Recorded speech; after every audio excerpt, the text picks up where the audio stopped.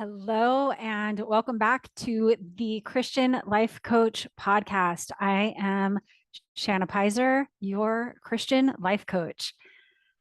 I do not do New Year's resolutions. I don't know that I really ever have, but I definitely let go of the idea of New Year's resolutions a few years back. And it was when I discovered choosing a word of the year or a word for the year. And I am a word nerd. I do love words. I love a thesaurus.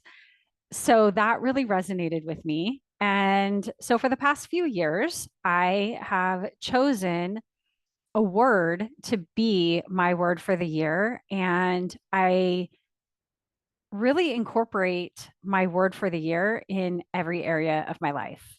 And I actually do it on pretty much a daily basis.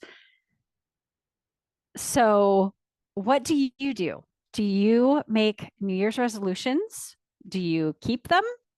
I'm so curious to hear about it. Or do you choose a word for the year? Have you chosen a word for 2025? I would love to know what your word is. And I would love to hear how you use it. How do you incorporate it um, throughout your year? So reach out on any of the channels and let me know. I would love to hear about it. So, my word for 2025, I had kind of started thinking about it um, early November, just because I knew that I was going to do a word of the year workshop, which is linked in the show notes. And so I started pondering what I thought I might want my word for the year to be. And I was in a church service. It was just a regular worship service. I don't even remember what song we were singing. And I just feel like God dropped my word for the year into my heart. And I just knew, like, as soon as I, it was not an audible, God didn't speak to me audibly, but it was just like an impression in my heart. And I was like, that is my word. And so after we finished worship, I sat down and grabbed my notebook and I wrote the word down and I took a few notes that popped in my head right away. And as I was writing my notes, I kind of flashed back to a few days before that. And I was in my house and I wanted to find a different essential oil to put in my diffuser. And so I went into my bedroom. I was digging through my box of oils and kind of smelling them to see which one I wanted. And I found this bottle that had not been opened. And I opened it and I smelled it and I was like, ooh, that smells really good. I'm going to use this one. And as I'm sitting in church reflecting back on this, that bottle of oil also was called by my word for the year. It was believe. So it's so fun when I have those little confirmations. And when you are looking for those, you will find them everywhere. And they're just fun. They're just a little like hug in your spirit, I think. I don't know. Anyway, so as I was writing down my notes for my word for the year, believe, the Bible verse that popped in my head was from, I didn't know it at the time. I had to go look it up. So I'll tell you that. It was from Mark 9. And it was when Jesus says, he says, if I can, all things are possible for those who believe. And then the man who wanted Jesus to heal his child, he says, Lord, I believe, help my unbelief. And that was like, that's what popped in my mind. Lord, I believe, help my unbelief. And that verse had just never resonated so much with me as it did in that service. And I say, I believe in God. I believe the Bible. I believe that the Bible is true.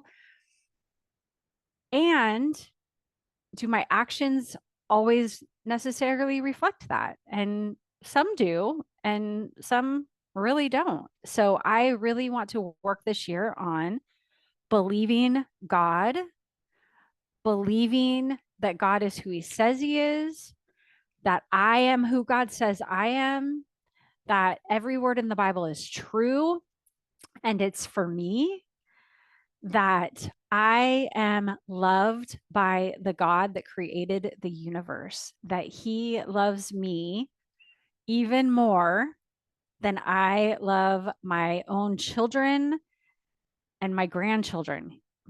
Well, grandchild, but hopefully more eventually. That he loves me even more than I love those kids. I am made in his image. He is immeasurably able to do more than I can ask, think, or imagine. He has plans to prosper me. So I am working on believing what God says, pretty much. Um, and I'm also focusing on things that I'm believing for this year. I'm believing for things in the areas of health and fitness and finances and relationships, and how I am going to live out my purpose and my impact that God has put in my heart to have. Um, so that is my word for the year, believe. And the way that I use it on a daily basis is in my planning time. I have a very sacred time in the morning where I do my devotions and I write out my kind of my plan for the day. I do gratitude journaling, and every day I write down my word for the year. I sometimes I'll write out the verse, and for believe, I have been writing out, what am I believing today? What am I believing for today? What am I believing today?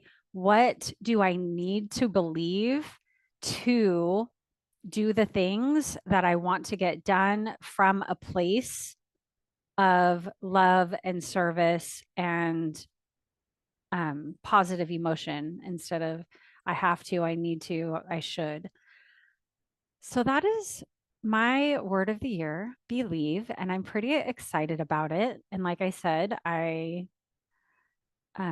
was just kind of dropped in my spirit. I didn't even have to really think about it that much.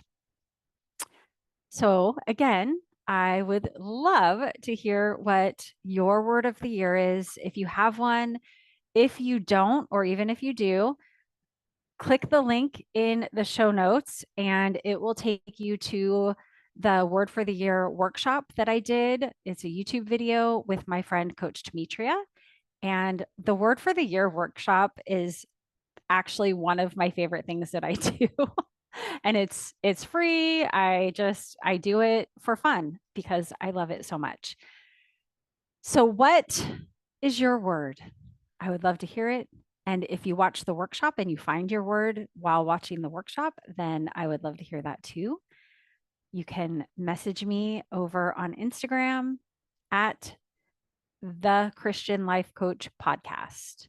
I would love to hear from you, and I will talk to you next time.